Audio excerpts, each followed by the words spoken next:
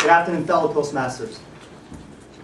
As many of you know, a few days ago, U.S. and U.S. allied intelligence services have foiled a suicide bombing plot that would have destroyed an airliner that was headed to America from Yemen on the anniversary of Osama bin Laden's death. Since 9/11, we have been living in an era of persistent conflict. There are always some extremist groups out there trying to harm us, destroy our American way of life. As a defense analysis student here at MPS, I study past and current conflicts so that we can protect American lives and deter these extremist groups from attacking America. And one thing I realized while studying these things, I realized that these extremist groups are engaged in a long, protracted warfare. Now, which means that they are in this fight for a long time. Now, how can we fight someone that is committed, so committed to this kind of fight? My simple answer to this complex problem is to deny them their goals, their objectives. Their goal is to destroy our American lives. And one way is to deny their goals is to build resilience, American resilience against terrorism. And through our resilience, these extremist groups will learn that American way of life cannot be altered through acts of terrorism. My speech today is to inform you about building resilience against these acts in the hope that I will raise awareness about building resilience. And in doing so, I will define what resilience is and why it's important to be resilient. And I'll share a few ideas how to develop these resilience. By definition, resilience is an ability to recover after facing a devastation or shock of life. In my definition, resilience against terrorism is returning back to normal life as soon as possible, thus denying the terrorists the satisfaction that they have crippled our way of life. The more resilient you are, the less the terrorists will feel satisfied and will deny their goals. And that is why it is important to build resilience.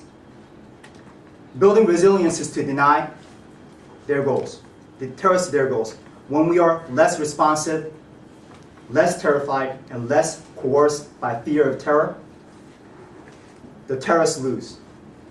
When people are not resilient, often terrorists get their way. In 2004 in Madrid,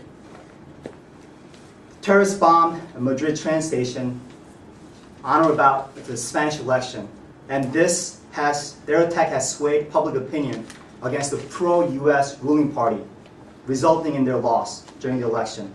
In Nepal, terror attacks by the Nepalese communists had forced the ruling monarchy to concede their power.